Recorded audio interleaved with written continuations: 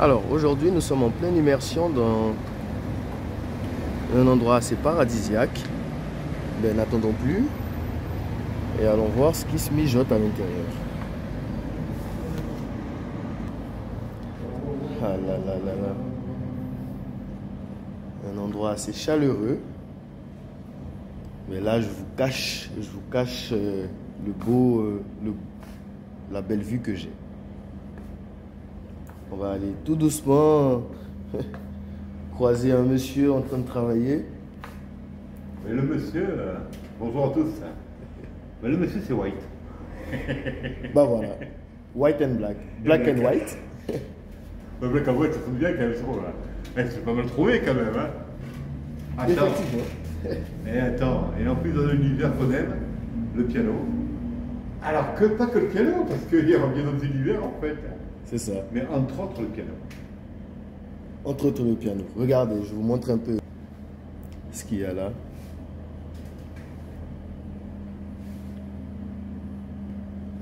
C'est beau, n'est-ce pas? Alors, White. Ok, Black. Comment ça va? Ben ça va bien. Ben, que faites-vous? Ben c'est bien parce qu'on vient d'en parler, là, les univers qu'on a, c'est sympa, je trouve. Alors le piano, ben, tout le monde sait ce que c'est le piano. Ah ben, c'est les touches, donc c'est noir. ben, tout le monde n'a pas la définition. Comment? Ils ont tous pas la définition de ce que c'est qu'un piano. Ben si, c'est les touches blanches et les touches noires. White and black. Aussi simple. Black and white. Black. Alors ce qui est marrant par contre, c'est qu'à une époque, les touches blanches, elles étaient noires, et les touches noires, elles étaient blanches. Il y en a encore de temps en temps les pianos comme ça. Des touches noires étaient blanches et des touches blanches étaient noires. Ouais, c'est une sorte de code, sans fait. En fait, ce qui est bien, c'est la fantaisie. Parce que le piano, longtemps, c'était le côté classique, qui est très beau, hein, attention, hein. Tous ces mouvements classiques, donc j'aime. Mais il ne faut pas non plus se mettre dans des rats, se râper, comme dit dans sa dignité. C'est les pianos qui, à un moment donné, peuvent jouer comme ils veulent, en fonction du gars qui va jouer ou de la fille qui va jouer. Il n'y avait pas beaucoup de contraintes. Non, tu prends par exemple un piano droit, un piano, mettons droit, d'accord? Ouais, regarde. Un Son piano approche. droit, un piano droit comme ici, là, et bien c'est un piano sur lequel tu vas pouvoir jouer sur une banquette, ou un debout. Un debout pour limite. Voilà, par exemple, tu veux faire un truc comme ça, tranquillement.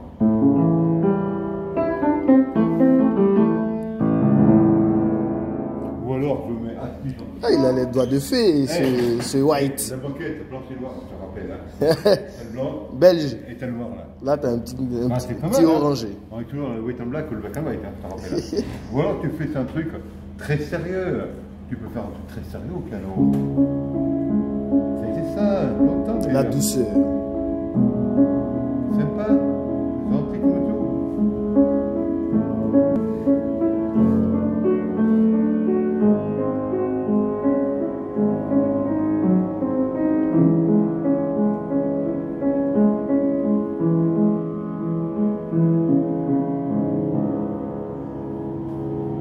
Voilà, Wow. le côté Freddie Mercury, par exemple, sympa aussi.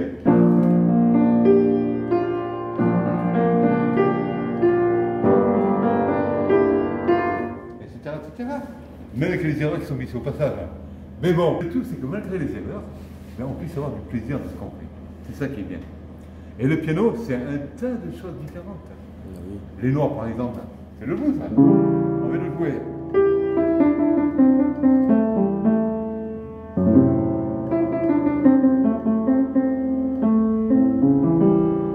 Par exemple, toujours pareil dans le black and white. On revient à cycle. Un mélange de couleurs. Il en faut que deux, black Alors, and white. Je pense qu'on démarre ceci, tu es là aussi parce que tu veux comprendre aussi un peu l'histoire du piano, je présume. Et ouais, Bon. c'est l'histoire du piano qui m'attire. Mais qu'est-ce qui t'intéresse dans l'histoire du piano? Ben, comment ça a commencé, pourquoi on a appelé ce bel instrument piano. Oh putain, quelle bonne question, on dit. Hein. C'est bien démarré comme ça, je trouve. Sympa. Non, parce qu'il y a beaucoup de gens, non, c'est pas pour m'amuser et pour moquer. Hein. Non. Il y a beaucoup de gens qui n'y pensent pas. Parce qu'ils ne savent pas, on leur a jamais dit. Le piano, c'est l'abréviation du piano forte. Piano forte. C'est le terme italien, il y a beaucoup de termes italiens comme ça, dans l'histoire de la musique. Il y a beaucoup de termes italiens dans la façon de jouer la musique, la façon de legato, le pianoforte, c'est piano qui signifie doucement et forte qui signifie fort. Voilà. C'est ce qu'on Doucement, appelle fort. des Black, inflexions white. musicales. Comment? Black and white. Ouais, c'est un peu ça. Alors, les inflexions musicales. Pourquoi pianoforte? Parce qu'on peut jouer gentiment. Ouais. On peut jouer. Voilà. Parce Piano qu'à un moment et donné, forte. le piano va permettre de le faire. Il y a une touche, soit on appuie doucement, soit on appuie fort. Il y a quelque chose qui m'intrigue. À chaque fois que vous appuyez sur une touche, on a des... Les C'est marteaux. quoi? C'est les marteaux, ça. Alors, on appelle ça les marteaux. Les marteaux vont frapper les cordes Ouais. et grâce à un système très perfectionné qu'on appelle la trappe, Ouais. va revenir à sa place gentiment pour repartir. D'accord. C'est-à-dire à un moment donné, et la répétition va se faire rapidement grâce à un système qu'on appelle au niveau du chevalet, la Oui. partie mobile qui est là, c'est ce qu'on appelle un chevalet. Et sur cette partie mobile, il y a ce qu'on appelle un bâton d'échappement. Ici, on le voit plus facilement, ce qui bouge là. On appelle ça un bâton d'échappement. Et c'est grâce à cette partie bâton d'échappement et chevalet que le marteau va pouvoir frapper et revenir rapidement. C'est l'avantage. Ça permet d'avoir quelque chose qui réagirait, je dirais pas au doigt et à l'œil, mais très rapidement. Mais il n'y avait pas ce système de... Enfin, les touches, elles ne revenaient pas aussi facilement avant dans les premiers pianos. Non, pas du tout, non, non. Alors, si on fait un peu, si on va reprendre un peu l'histoire, non exhaustive, moi, je dirais, évidemment. Le piano lui-même, c'est un piano qui a maintenant 300 ans, et je dirais plus de 300 ans. 300 ans, pourquoi? Parce qu'il y a des repères dans l'histoire de l'être humain. Ouais. Le piano, c'est 1692. Ce sont les premiers pianos qui apparaissent. En tout cas, le plan le plus vieux qu'on ait entre les mains. Voilà. C'est un plan d'un nommé Bartolomeo Cristofori. Qui, dans cette période-là, 1692, a laissé un plan. Et le plan d'un instrument qu'on appelait gravicembalo col piano e forte. Wow. Gravicembalo, ça veut dire quoi? Gravicembalo. Ça veut dire classin, col piano e forte, avec des nuances douces Et forte, avec des nuances douces. C'était la Et forte. révolution à l'époque, mais une révolution qu'on n'a pas vue sur le moment. On a mis un temps fou quand même. Parce qu'il faut bien que dire que l'être humain, ben, il a besoin de temps pour comprendre les choses, pour accepter. Oui. Puis il faut dire aussi que les premiers instruments dits piano-forte, ils ne devaient pas être terribles. Et j'en ai vu. C'était, on n'aurait pas pu faire, je sais pas, une étude de Chopin très rapide. Ça aurait été difficile. Parce que la mécanique s'y prêtait pas.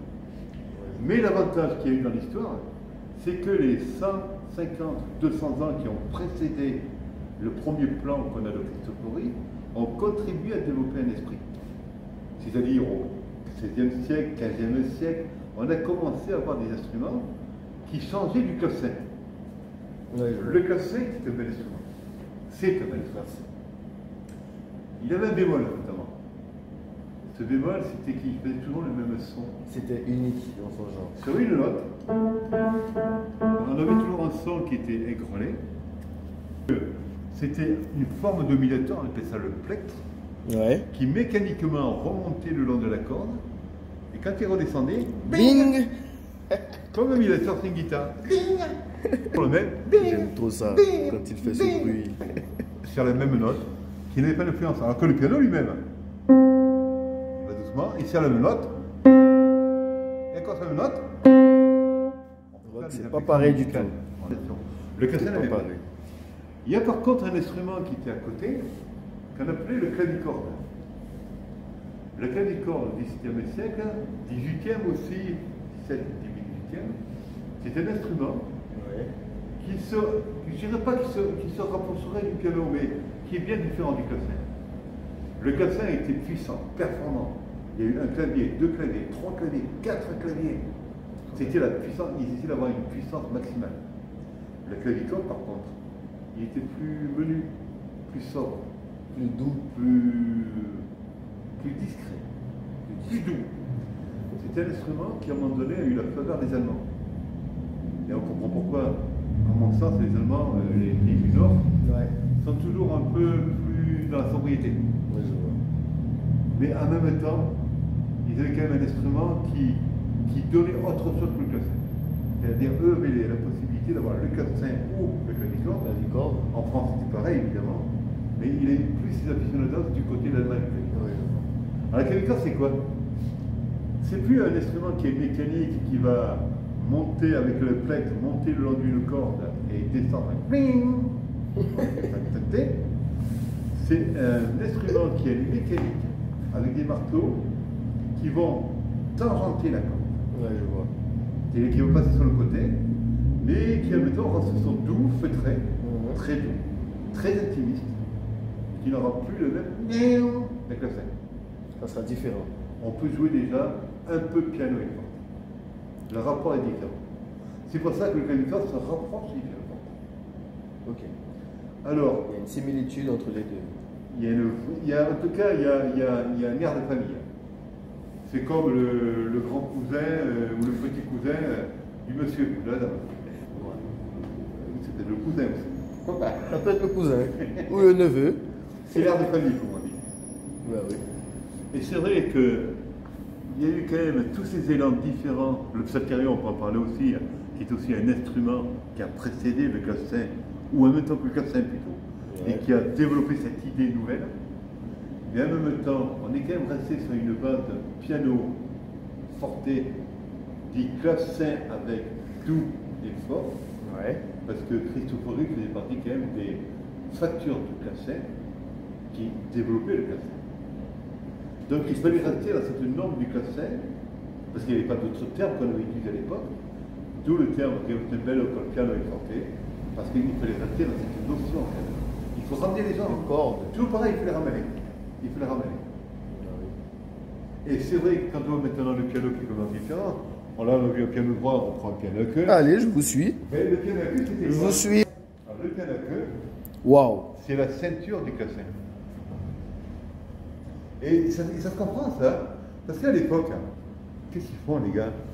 Ben, ils prennent une chose qu'ils connaissent quand même. Ah oui. Et ça, on le connaît, ça. Tout le pourtour, là, on le connaît. Puisque le clavecin, c'est ça. C'est tout le pourtour qui est ici. C'est ça qu'on connaît chez les gens. Et les gens, comme ils connaissent ça, ils ont un terrain de familiarité. Et ils commencent à travailler. D'où le clavecin qui devient le piano à queue. Bien plus tard. Donc le piano à queue en soi par rapport au piano droit, le piano à queue est arrivé avant le piano droit. Ouais. Ah ouais.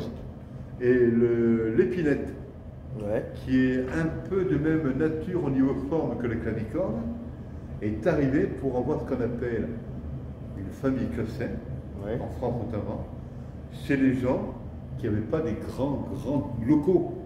Le clavecin, un gros piano à queue, c'est le clavecin, c'est la forme du piano à queue, il faut une salle de concert souvent, ou une grande salle énorme. Mais là, on pourrait transformer cette salle en salle de concert. Hein. Ah ouais, ça serait pas mal ça. Non, c'est vrai, hein.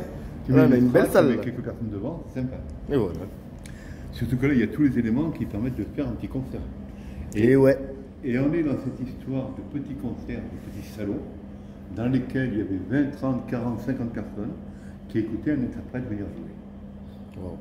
C'est d'ailleurs les interprètes de Renault, qui à l'époque étaient de Renault, qui venaient aussi jouer dans ces salons. Ils avaient le plaisir de jouer sur un instrument. Ça peut arriver qu'il y ait ce qu'on appelle des instruments comme les clavecins, type piano à queue, qui sont dans des salons. Ouais. Mais souvent, il y avait ce qu'on appelle dans les maisons bourgeoises ou maisons de nobles, surtout les maisons bourgeoises, ce qu'on appelle des épines ou des clavicordes. Et petit à petit, l'instrument s'est mis en place. Et il s'est mis en place au fil des années, ça demandait quand même 150 ans. 200 ans, 150. Ouais, 150 à 200 ans, je dirais. Allez, au bout de 100 ans, on avait les premiers résultats. Les premiers résultats que les compositeurs-interprètes pouvaient vérifier, pouvaient amener, pouvaient avancer au niveau du public. Ouais. On dit que Mozart a démarré à jouer sur ce qu'on appelle un piano dit d'Erard. Piano d'Erard. À 5 octaves.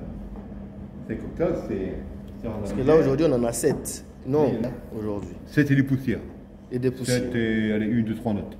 D'accord? Ouais. Mais à l'époque, le piano dit d'Erard de Mozart, c'est 1760, un truc comme ça. Ça part d'ici. Et ça arrive 1, 2, 3, 4, 5. Et ça arrive là. Ding! Mais pourquoi ça arrive là? Pourquoi on n'est pas allé plus loin? C'est ça qui est important de comprendre. Sur un clavecin, la tension n'est pas énorme. Ouais. Elle est assez importante, mais elle n'est pas énorme comme faire un piano. En son temps, il a fallu à un moment donné que le piano puisse tenir le coup par des marteaux qui viennent frapper les cordes. Parce que les marteaux qui frappent les cordes, ça crée une vibration sérieuse au niveau d'une corde. Ils sont de la puissance, mais il faut remonter le calibrage des cordes. Or, le clavecin lui-même, il était puissant, mais il n'avait pas forcément la même teneur qu'un piano qui arrive les dizaines d'années qui suivent.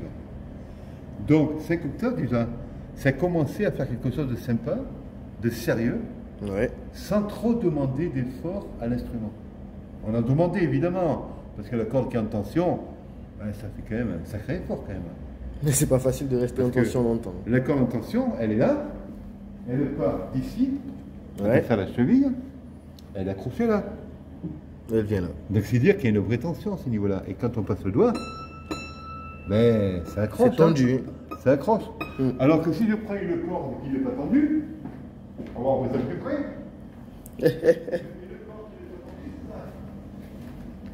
Allez, là on est en pleine immersion. Là. Alors, une corde qui n'est pas tendue, ça va être ça. C'est ça une corde qui n'est pas tendue. Ça c'est une corde qui n'est pas tendue. La corde, elle est au repos, elle n'est pas tendue, elle est prête à être posée, c'est le rôle de corde. Et là, avec ça, on ne joue pas beaucoup. Mais avec ça, ça va être difficile de jouer ce qu'on fait sur un piano quand même. Là-bas, si on fait la différence, on voit que la corde est très tendue. Ouais. Donc ça supporte une force importante. Black and white. Puisque entre ça et ça, il y a une sacrée différence là. Ça, on ne peut pas le faire sonner, d'accord? Ouais, voilà. Elle n'est pas prête à l'emploi. Ça veut dire que la corde est tendue. Mais à l'époque, il n'existait pas le cadre métallique. Ouais. Le cadre métallique, il faut bien se dire que c'est au 19e siècle. C'est ce qu'on appelle la révolution industrielle. 2 siècles. Hein. C'est la révolution industrielle, la révolution du fer. C'est-à-dire, à un moment donné, il y a tellement eu d'industrie sidérurgique à l'époque, on a eu ce qu'on appelle des monuments de piano qui ont été créés grâce à ça, parce que aussi le cadre métallique apparaît. En tout cas, le métal permet de faire un cadre qu'on appelle cadre métallique. D'accord, ok. D'où l'apparition d'octave, le 5, on passe à 6, on passe à 7. Et ça grimpe. Moi, j'ai une question par rapport aux pieds. Ils ont toujours été comme ça. Les premiers ils avaient des pieds comme ceux-là. C'est un peu le style pied, ce qu'on appelle le style pied Supenden, royauté. Ah là là. C'est-à-dire, à l'époque, en on effet, a un piano royal dans l'immersion. Les pianos, les clavicordes ou les épinettes avaient sur le côté des pieds semblables. Ouais. C'était souvent des pieds jumelés. Ok. On avait aussi ce qu'on appelle des pieds en croisillon sous Charles X. Charles X, c'est le 19e siècle, pardon. C'est la 1820-1830, on arrive sur Louis-Philippe. On avait aussi des pieds en croisillon. Et tout ça, c'est ce qu'on appelle des ornementations de piano qui affinent l'esthétique et qui rappellent une époque. D'ailleurs, ce piano qui est de 1913 a repris les mêmes appendices. 1913, toujours aussi beau. C'est un Steinway qui a repris les appendices des années 18e siècle. Donc automatiquement, on avait envie d'avoir quelque chose à la maison qui soit beau, qui soit noble. C'est ça. Et tous ces éléments ont permis petit à petit, fin 17e, 18e siècle, 19e siècle, ont permis d'avancer au piano tel qu'il. Piano à queue ou piano droit. Sacrée évolution, hein.